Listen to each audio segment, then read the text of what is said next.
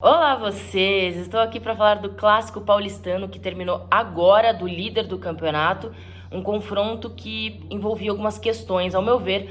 Antes de falar sobre o que eu penso e saber a opinião de vocês, não deixem de baixar o OneFootball, o aplicativo, porque eles estão sempre aqui no canal, sempre apoiando, sempre ajudando. Eu adoro todo mundo que trabalha lá, eles escrevem matérias ótimas, o canal do YouTube deles é muito legal. Então se você não tem o aplicativo ainda, baixa aqui pelo meu link que vai direto. Sobre o confronto, muita gente vai falar, porra, Luana, quando o São Paulo tava brilhando, né, nos outros jogos, aí nas 17 rodadas de invencibilidade, você não apareceu aqui, não veio elogiar. Eu queria me defender. Em primeiro lugar, eu sempre falei muito bem publicamente do Diniz e que eu achava ele um bom técnico. Entrei em vários embates, porque os São Paulinos realmente, durante um período, falavam, olha, não dá mais. Mas eu sempre dizia aqui, até no canal, que era sempre prazeroso assistir o time do Diniz jogar. Principalmente não sendo torcedor, porque a gente não sofria, né? O que o torcedor sofria ali na parte defensiva. Hoje era um jogo importante, ao meu ver, por alguns motivos. O São Paulo defende a liderança e é um trabalho muito bem feito, de longo prazo, que teve um respaldo muito grande da diretoria, né? Bateu muito a cabeça ali, foi contra todo mundo, foi contra a imprensa, foi contra o torcedor e manteve o Diniz, que conseguiu, em meio a todo esse trabalho, óbvio, abrindo mão de algumas teimosias pelo bem defensivo do time, conseguiu encontrar, dentro das suas estratégias, jogadores que estão numa alta fase. Assim, não sei nem se a palavra... Alta fase é um termo horrível, né? Então acho que é uma grande fase, brilhando bastante e rendendo muito. Você tem o Luciano, absurdo, que hoje passa a ser uma preocupação, porque a partir do momento que você perde um jogador tão criativo, com tanto recurso, com faro de gol, e no banco como substituto você tem o Pablo, você já perde muito ofensivamente ali, principalmente no famoso terço final do campo. Com jogadores em uma ótima fase, e ele tem o Luan ali, que eu sou apaixonada por volantes, né? Então é um jogador que fez muita diferença desde a sua entrada. Ele conseguiu encaixar as coisas e tudo passou a funcionar. E quando um coletivo começa a engrenar, principalmente no ano que a gente vive, o São Paulo não tem jogadores com Covid, tem conseguido manter o protocolo, jogadores saudáveis, testes sempre ok, o que ajuda muito na continuidade do trabalho, né? Você não perde jogadores por um período e também não tem que lidar com o pós-Covid, que o jogador realmente tem algumas questões físicas ali, pelo menos vimos isso em alguns que passaram pelo vírus. Claro que você olha para o jogo, o São Paulo é um coletivo muito melhor do que o Corinthians. Não só coletivamente, mas tecnicamente, individualmente, com muitos jogadores acima do que o Corinthians tem hoje. Não à toa, pelo trabalho que o Diniz tem feito, pelo elenco que o São Paulo tem, o time está na semifinal da Copa do Brasil, um campeonato importantíssimo e que melhor paga no nosso cenário. Então já tem que se tirar o chapéu. Muita gente fala, se o Diniz no fim das contas não ganhar nada, não vai ter contado o que ele fez. E ao meu ver, conta sim. Essa mudança de mentalidade, tornar o elenco brigador, com uma mentalidade vencedora, de lutar lá em cima, de brigar pelas coisas. Uma postura muito diferente das que a gente viu nos últimos anos, assim. Um time que parecia muito instável e que de repente estabilizou e começou a encantar todo mundo que assiste aos jogos. Então acho que a partir daí já vale. Sobre o jogo de hoje, o Corinthians é um time muito consciente das suas limitações e isso é desde sempre.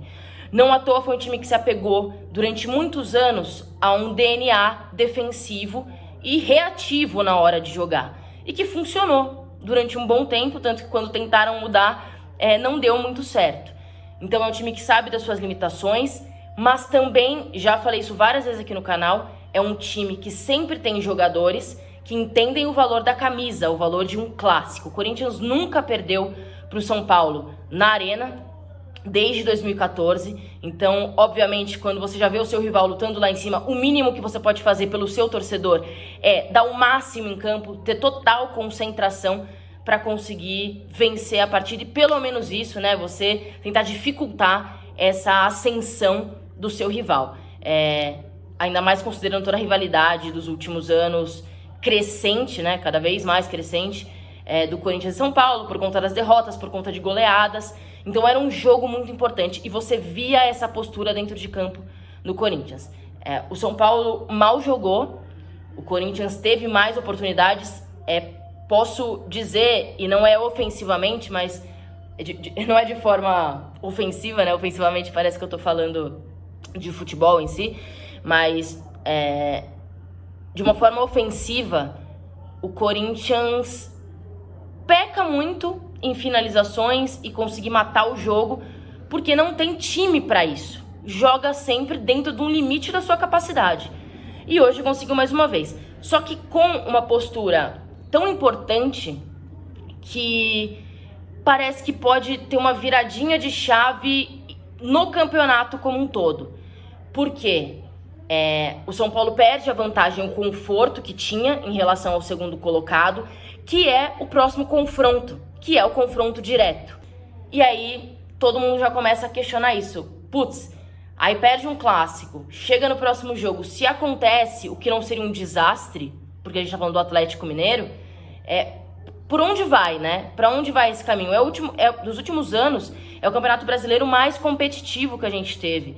Porque a gente não tem 2 times disputando ali. A gente tem alguns times capazes de pontuar e ir ali pau a pau até o final. Claro, o São Paulo em vantagem. E a gente sempre fala do Atlético Mineiro porque é um time que não está disputando outras competições. Mas tem times ali na disputa com elencos muito fortes. Então, hoje, o Flamengo já mostrou que... Eu até estava com a tabela aqui aberta, porque os próximos confrontos do São Paulo, tirando o Bragantino ali, tem Santos também, que é um clássico, tem Fluminense, mas o que eu ia falar sobre a questão, enfim, Flamengo e tal, foi goleada hoje, né? Então o Flamengo com o elenco forte que tem, o Rogério podendo ter as peças titulares, podendo se adaptar ao time, o time se adaptar a ele, ideia de jogo, também tá na briga. Hoje são 5 pontos ali, o Palmeiras tá com 41, tem um jogo a menos, então tem confronto direto. É de se pensar, é de olhar e ter os pés no chão, porque... Claro, é um grande trabalho, mas eu ouvi muito nas últimas semanas uma coisa de ninguém mais alcança o São Paulo, o time do Diniz não dá pra parar, os caras estão ali em cima, só para se o elenco pegar Covid, que é um absurdo você desejar isso pra outros seres humanos, né? Mas é isso. Então o Corinthians teve um papel importante aí de jogar uma pimentinha no campeonato como um todo, também na questão de moral do time e de próximos confrontos, que a coisa fica muito mais apertada e aí isso mexe com os ânimos dos outros times e do próprio São Paulo. Mas é isso, queria saber a opinião de vocês, se pra vocês nada muda, o São Paulo continua como favoritaço, vai ser difícil chegar, principalmente quando começar a funilar nas outras competições, né, tendo Libertadores, como isso fica em relação aos times que estão ali, mas assim, o Flamengo tá eliminado das competições, o São Paulo também tá na Copa do Brasil. Acho que não tem muita desculpa, é tudo muito competitivo de qualquer forma. Então é isso, queria saber a opinião de vocês aqui nos comentários. Um beijo, até o próximo vídeo.